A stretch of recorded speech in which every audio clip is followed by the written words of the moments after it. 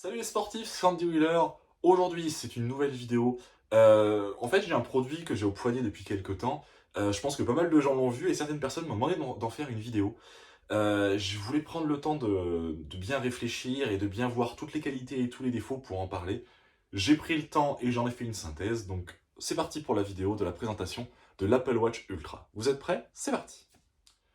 Elle a fait parler cette montre quand elle a été présentée en septembre 2022 lors d'une keynote. Et très franchement, quand je l'ai vue, j'ai un peu pété un câble, je la trouvais géniale.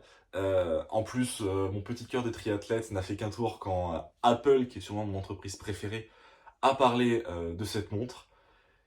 J'ai vu qu'il parlait de triathlon, j'ai vu qu'il parlait de triathlon longue distance et c'était terrible. Mais malgré tout, même si je suis un ultra fan d'Apple, je filme à l'heure actuelle avec un iPhone 14 Pro Max, j'ai l'Apple Watch Ultra, je regarde la télé avec l'Apple TV, mais malgré tout, je sais être très critique de cette marque, malgré le fait que je l'aime. Donc aujourd'hui, on va parler de ça, on va faire des points positifs et des points négatifs. Je vais commencer par les points positifs, je vous en fais une petite liste, points négatifs, je vous en fais une petite liste, une petite synthèse à la fin, et puis après, ça sera à vous de faire votre avis, à vous de vous dire est-ce que elle correspond à mes besoins ou pas. On va commencer du coup par les points positifs. Le premier point positif de cette montre, je pense qu'il est évident pour toutes les personnes qui s'y sont intéressées un petit peu, c'est la batterie.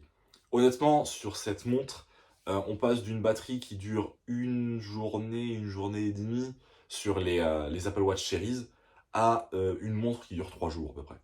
En charge complète, on est sur du 3 jours.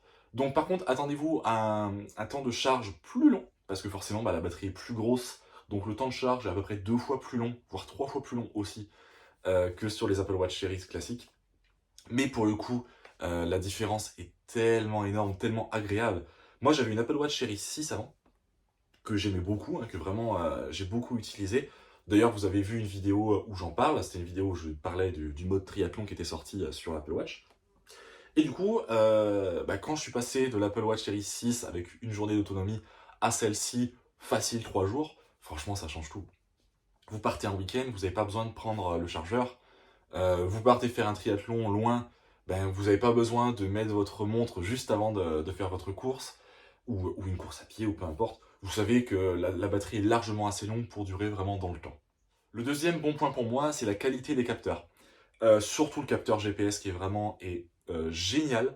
En fait, on passe d'un capteur classique sur les montres Apple Watch Series SE et les versions 7, 8, 9, machin, à double GPS sur l'Apple Watch Ultra. Donc, beaucoup plus de fiabilité au niveau du signal, plus de coupe, même si vous courez en ville, même si vous courez dans la forêt, même si vous courez dans des endroits très isolés, en hauteur, ou alors, je sais pas, voilà, des endroits isolés.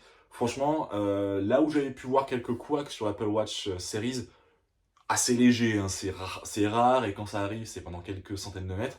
Là, il n'y a plus aucun problème. Dès que vous commencez le sport, dès le premier mètre, ça fonctionne, et ça fonctionnera jusqu'au dernier, sans aucun souci. En tout cas, moi, j'ai vu aucun souci. J'habite à la montagne, je cours parfois dans les forêts assez denses, même des fois où il n'y a pas de chemin.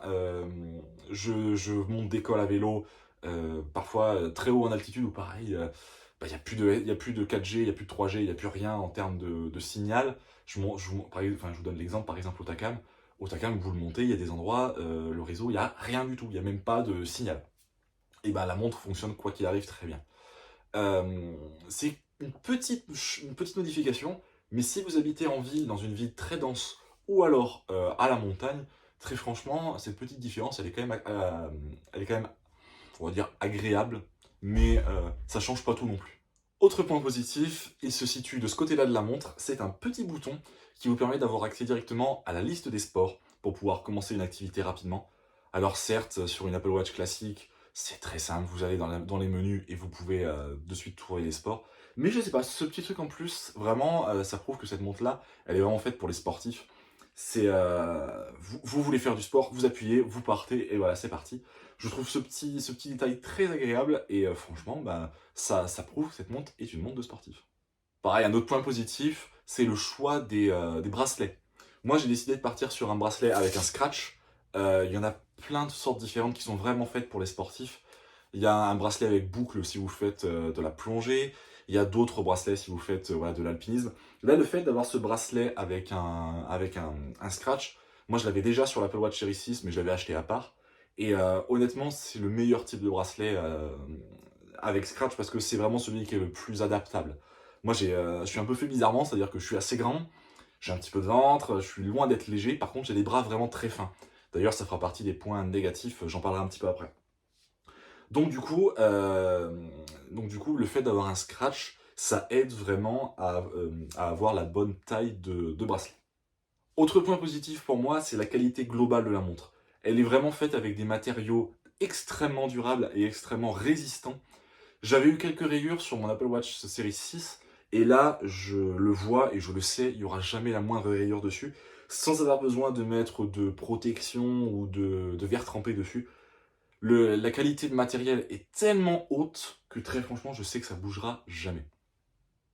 Et dernier point positif, qui sera aussi un point négatif juste après, c'est le fait que ce soit une montre cellulaire. Il faut savoir que si vous achetez une Apple Watch, vous avez deux types de montres, les montres classiques et les montres classiques avec le cellulaire. C'est vachement bien, parce que du coup, ça vous permet d'avoir une eSIM, donc il n'y a absolument rien à rentrer dans la montre. Comme si vous avez connu peut-être il y a, je sais pas, 4-5 ans, moi j'en avais une, c'était les montres où vous mettiez une carte SIM à l'intérieur, ça venait de Chine, hein, et c'est vrai que c'est rigolo de pouvoir mettre sa carte SIM dans sa montre, et du coup de pouvoir avoir sa montre en itinérance, et de pouvoir téléphoner avec et tout ça. Là, vous pouvez le faire avec ces Apple Watch, et sachez que c'est un petit truc en plus, mais voilà, si jamais vous partez faire par exemple un Ironman sans votre téléphone sur vous, techniquement, vous pouvez toujours recevoir des messages. Si vous avez une urgence, vous pouvez toujours appeler quelqu'un. Sachez, bon, je fais un petit aparté, vous n'avez le droit à aucune assistance sur Ironman. Techniquement, si on vous voit, vous êtes disqualifié. Mais voilà, sachez que cette montre-là peut le faire. Premier point négatif, je fais écho au dernier point positif que j'ai donné. C'est donc, effectivement, ça fonctionne en cellulaire, mais que chez certains opérateurs. Ça ne fonctionnera que chez Orange et SFR. Ça ne fonctionnera donc pas chez Bouygues et Free. Et c'est bien dommage parce que moi j'étais chez Bouygues et je suis passé chez Free, donc ça ne fonctionnait pas et que ça ne fonctionne toujours pas non plus. Et aussi c'est dommage parce que, bon, moi j'ai travaillé dans la téléphonie pendant quelques temps, donc je pense que certaines personnes vont être d'accord, d'autres peut-être pas, mais c'est pas grave. Orange, c'est sûrement l'opérateur téléphonique le plus cher, et SFR, c'est sûrement l'opérateur téléphonique avec le pire service client, et avec sûrement la couverture réseau la plus pourrie, ou l'une des plus pourries. Donc, ça fait qu'on se retrouve avec deux opérateurs qui ont l'exclusivité du cellulaire sur les montres, et que moi, chez qui je n'irai jamais. Donc c'est bien dommage. C'est un point négatif, sachez que si vous faites partie des gens qui sont chez Free ou chez Bouygues, le dernier point positif, vous pouvez l'enlever. Autre point négatif, celui-ci vient de la forme de la montre et comment elle est construite. Il faut savoir que la plupart des Apple Watch classiques, c'est soit du 40 ou même 41 mm, jusqu'à 44 voire 45 mm pour les nouvelles versions. Celle-ci, c'est du 49 mm, donc elle est beaucoup plus grosse. Sur un poignet fin comme le mien, la montre, elle prend tout l'espace. Pareil, en termes de hauteur, elle est vraiment épaisse, cette montre. Donc, on se retrouve avec un objet qui se laisse moins oublier. Pareil, en termes de poids, elle est beaucoup plus lourde qu'une Apple Watch classique. Donc, moi, je passais de run où je pensais pas du tout à ma montre, où ça me venait même pas à l'idée d'y penser, à une montre qui se laisse sentir, honnêtement. J'ai fait un semi-marathon avec, et en fin de run, alors après, je vais pas me faire une tendinite au coude avec, hein, mais, mais voilà, elle se laisse moins facilement oublier, on va dire, que les Apple Watch classiques. Et pareil, je rajoute aussi que les bords sont très très droits, et du coup, si vous portez des vêtements un petit peu amples, elle peut des fois légèrement s'accrocher. C'est pas un gros point négatif, mais sachez que voilà, faut le savoir quand même. Dernier petit point négatif, vraiment celui-ci, c'est un petit truc. Si vous prenez le même bracelet que moi, le bracelet gris Scratch, il y a une petite touche de orange sur le bracelet qui est vraiment très bienvenue, très jolie, mais qui est très salissant. Faut savoir que j'ai fait un peu du propre là où je travaillais avant, j'ai bougé quelques cartons et il y a de la saleté qui est venue dessus. J'ai eu beau la nettoyer, j'ai eu beau faire quelques trucs, franchement, c'est jamais parti. Donc ça me fait que le orange qui était très joli est devenu un peu passé. Et ça, franchement, c'est pas top. Voilà, c'est à savoir, c'est pas un gros point négatif, mais au moins, vous le savez. Pour faire une petite synthèse de cette montre, Je dirais que si vous faites du sport d'endurance ou que vous voulez une montre qui dure dans le temps, c'est vraiment votre allié. Elle est géniale, elle est super cool. Par contre, je trouve qu'elle est beaucoup trop chère. 1 000 € pour une montre comme ça. Après, voilà, vous le savez, hein, Apple a tendance à avoir des prix très hauts. Mais là, je pense que c'est trop. C'est-à-dire que pour ce prix, vous pouvez vous acheter un iPhone dernière génération, un iPhone 14, un iPhone 15, ou vous pouvez vous acheter une Apple Watch. Même mon iPhone 14 Pro Max, c'était 1 400, donc c'est 400 € de plus que ça. Je trouve qu'honnêtement, elle est vraiment trop chère. 200-300 € en dessous, peut-être avec un ou deux trucs en moins à la rigueur. Franchement, ça serait beaucoup mieux passé. Si vous faites du sport d'endurance, ben, vous allez vite vous tourner vers une Phoenix, ou enfin une Garmin, hein, ou alors vers des montres dans ce style-là. Je trouve que voilà, si vous faites beaucoup de sport et que vous aimez Apple, franchement, sautez dessus. Moi, j'ai sauté dessus. Alors, on me l'a offert, certes, mais j'ai sauté dessus. Mais sinon, je pense qu'il y a moyen d'avoir beaucoup mieux pour moins cher. Cette montre, je sais que je la garderai au poignet très longtemps parce que je l'adore. Mais peut-être pas pour tout le monde, en tout cas. J'espère que cet avis vous aura plu.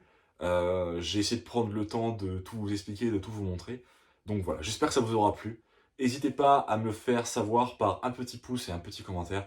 Si vous n'êtes pas abonné, s'il vous plaît, abonnez-vous, ça m'aide beaucoup. Je vois qu'en ce moment ça monte. J'essaie d'atteindre les 1000 abonnés d'ici la fin d'année, ça serait un petit truc qui me plairait beaucoup.